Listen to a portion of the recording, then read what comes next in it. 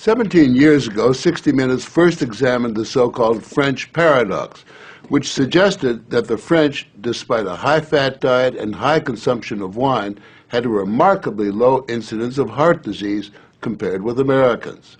Most researchers agreed that there was something in the wine that offered protection. And a few years later, even the highly cautious federal dietary guidelines say that moderate consumption of red wine can be beneficial. Now, scientists across the country have identified a substance in red wine called Resveratal that they believe might do more than just protect the heart, but could, in very high concentrations, significantly extend life by preventing a number of age-related illnesses. If they're right, we all may soon be taking a pill that could give us an extra decade or two of healthy old age. If the promise holds true, I think this has the chance to change healthcare. Dr. Christoph Westphal says we all may soon be taking a drug that just might beat the clock, a simple pill that could delay the inevitable. Our goal is to prevent and forestall many of the diseases that strike us as we reach 50, 60, and 70, all with one pill. What you're suggesting is that it's some kind of rejuvenation drug that turns a 70-year-old into a 35-year-old. That might be pretty hard to do, but I think if we're on a train heading one direction, we can slow down that train. I think we can slow down these genes that control the aging process.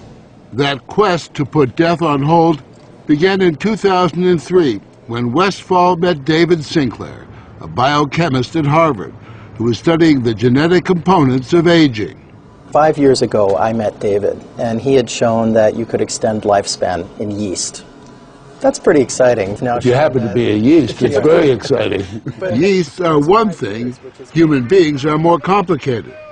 So Sinclair focused on a gene present in almost all life forms, the sirtuin gene. It's normally inactive, but when it is active, Sinclair believes it triggers a survival mechanism that extends life. Convinced that something in nature could activate that gene, Sinclair randomly tested thousands of compounds. And bingo, he got a hit, Resveratal. When I Googled this Resveratrol, I was shocked to find that red wine was the top hit. Red wine is brimming with Resveratrol. It's found in high concentration in the skin of the grape and seems to play a role in protecting it from invading bacteria and fungi. Were you aware of the research into red wine that it offered certain health benefits? Oh, sure. I mean, that's why I almost fell off my chair when the link was made, and I thought that this was a potential explanation for the benefits of red wine. Convinced they were on the verge of a major scientific breakthrough, Sinclair and Westphal launched Certris, a Cambridge, Massachusetts research company. They, along with a handful of other cutting-edge biotech companies, are developing resveratrol-based drugs that they believe zero in on the longevity gene. The important news here is not that we found something in red wine. The important thing is that we passed a milestone where we can now make drugs based on this knowledge and potentially slow down aging itself.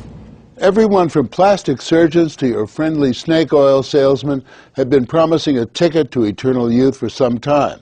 So the prospect of a prescription pill based on red wine that could trigger a longevity gene sounds too good to be true.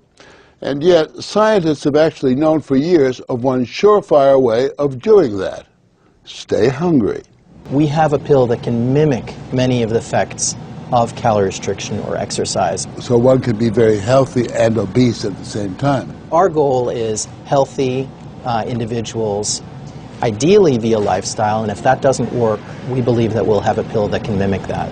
A pill that, in effect, diets for you. A pill that turns on the survival gene. And what we're trying to do with our drugs here is to put the body in a defensive state, to ring the alarm bells and get the body to defend itself, instead of dieting to set the alarm off, pop a pill. The pill is a highly concentrated form of resveratrol, a virtual vineyard of healthy living. How much red wine would you have to drink to get the kind of resveratrol that you're using?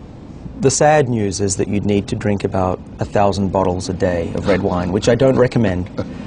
The pill itself may not extend lifespan, but could prevent the diseases of aging.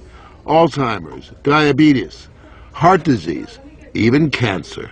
What we're talking about is activating the body's natural genetic defenses against diseases, and that's very powerful if we can harness that.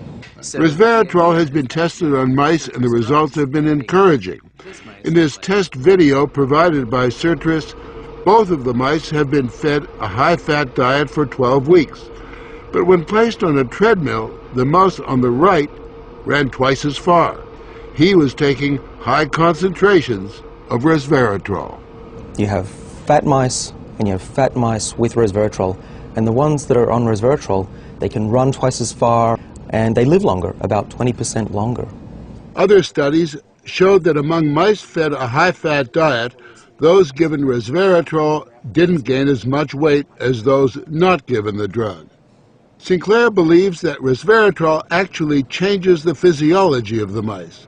The proof, he says, is in the post-mortem. Their organs looked pristine, youthful, fat-free, and their physiology was just like they were dieting, but they were fat. Convinced they were on the right path, they fast-tracked the drug into human trials on people with untreated diabetes, and the results were impressive. It significantly lowered glucose and insulin levels without the patients changing their diet or taking any other drugs. Originally, our hope was that you'd be able to prevent diseases of aging. What we ended up seeing is actually you could therapeutically intervene in patients who have diseases of aging, and that was unexpected. Yeah, the diabetic patients have high blood sugar and the molecules bring it down. That's treatment, that's not prevention. Sertris is now developing what they say is a much more potent synthetic version of resveratrol that will also soon go into human trials, this time on cancer patients. I keep on thinking, you know, what used to seem like it was science fiction, I actually believe the biology is right, and if we're right, this may be the most important thing that we're going to do in our lives. Possibly, but it is important to remember that 9 out of 10 drugs that look good in mice ultimately fail in human trials. Still, the speed and results generated by Sertris and the resveratrol drugs are unusual, and Sinclair believes these drugs will not only keep people living longer, but will keep them healthy longer. What we're talking about is potentially making a 90-year-old as healthy as a 60-year-old. A 90-year-old can play tennis and see their great-grandkids graduate from college. People will live active, healthy lives and then die quietly in their sleep, and that's really the aim here with these medicines. Are we on the edge of maintaining active lives into our hundreds, for example?